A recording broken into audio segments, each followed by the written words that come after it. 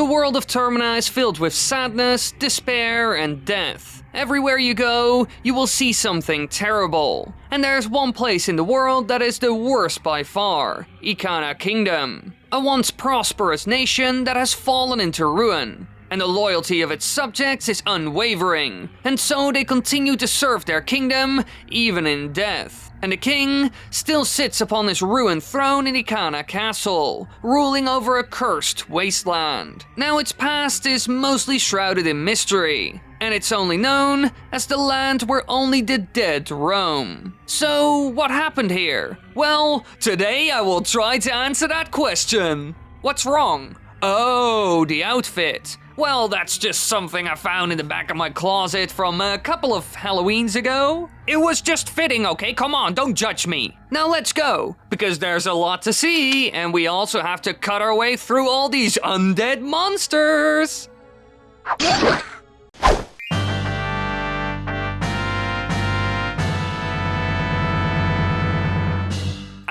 Here we are, the center of power when it comes to the Ikana Kingdom, the castle. Now this place has been through a lot actually, as you can clearly see. It has seen better days, to be honest, and that's because of one major event, the Big Ikana War. During this conflict, the Ikana were fighting another nation who sent spies into their lands who were known as the Garo. And this rivalry is still so intense that it's powerful enough to keep them fighting even after they have died out. And so because of this, the land is still a battlefield in a lot of ways. But this time, it's a battle of the damned. Now in the end, these spies were a big issue, as you can imagine. They were very skilled and were even able to defeat Captain Kita's soldiers on their own soil. And even if they were able to defeat one of them, which was pretty hard, any spies that were captured or defeated would use a bomb to blow themselves up. This way they can't help out the enemy by giving them information,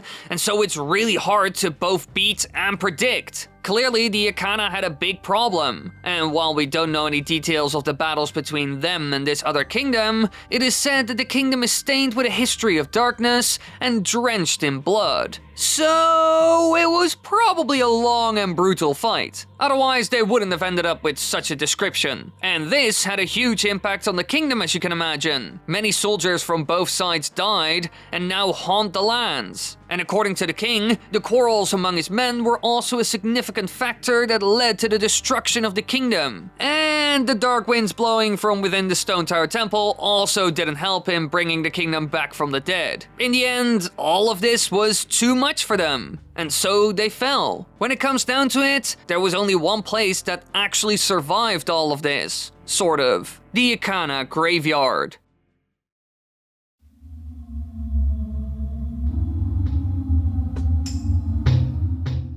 The Ikana Graveyard was heavily protected by Ikana forces. Captain Kita himself even guarded it in life and death. However, the weird thing is, we don't really know why. It's a bit of a weird place to prioritize, right? And if you ask me, there could have only been two reasons. Either it's a moral thing, or it's because of the treasures found there. You gotta remember, all the fallen soldiers were buried there, so maybe they wanted to protect their final resting place. That's one reason. And aside from that, the other reason is that below the graveyard, some of the most important treasures of the royal family can be found. So that's also a good one. Either way, regardless of why it was protected so heavily, almost the entire army was stationed there and also died there, including their captain. So there must have been a good reason. Now, as you can see, no matter where you go, all you come across is death and despair. And the original inhabitants of the Ikana Kingdom have all died out.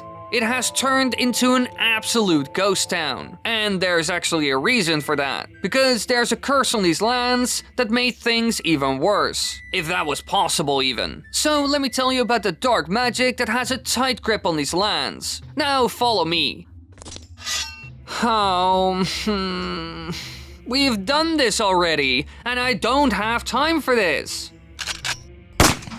Ah, much better. Oh yeah, I've had that thing the whole time. Anyway, follow me.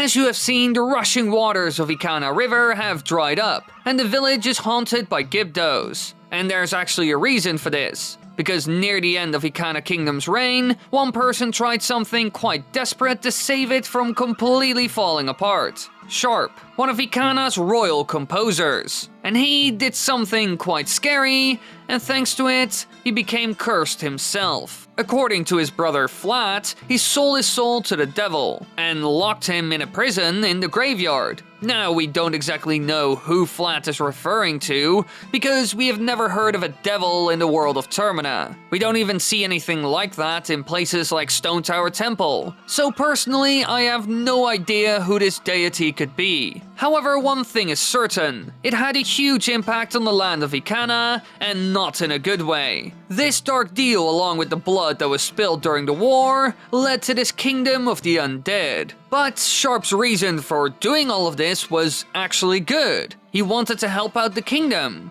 And that's because Sharp said that he dreamt of the revival of the royal family. So perhaps he entered into a false agreement that was twisted in a way. Sure, the royal family was revived, but now they are cursed and undead monsters. What about the toads? What do you mean that's not why the lands are cursed? What about the toads? Oh, you're talking about what Sharp said. Yeah, I know about that. After the curse upon him is broken, he reveals that it's the trickery of the Skull Kid that caused the dead to linger in Ikana. And then he says that the root of the curse shrouding Ikana is in the Stone Tower Temple. However, I don't agree with that at all, because it makes no sense, to be honest. Sure, the Stone Tower Temple has some power and influence, but this has been a problem for much longer.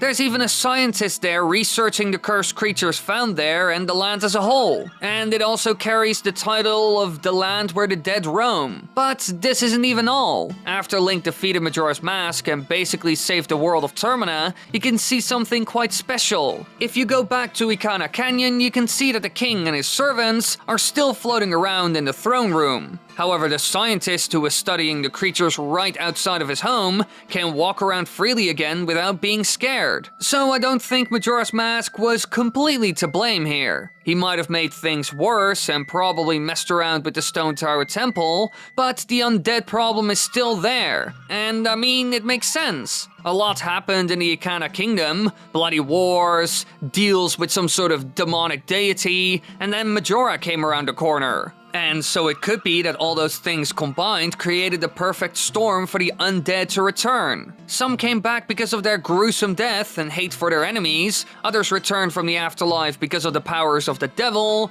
and it could be that a couple of others were resurrected by Majora. Clearly, the situation of the Ikana Kingdom is complex, and they will never ever get back to the good old days. So yeah, this place is still pretty dangerous. But luckily enough, I have this beautiful golden M1911 pistol, baby!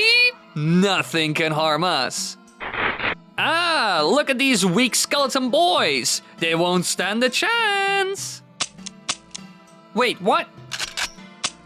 Oh no, stupid thing! Run! Ah! Thanks for watching, everybody. I hope you enjoyed this video. Be sure to check out the other videos on the channel. Leave a like, tell me in the comments if you liked it, subscribe, click the bell button, do all that stuff. We really need your support, so please share this video around as much as you can, and it really helps out. I love you. Mwah.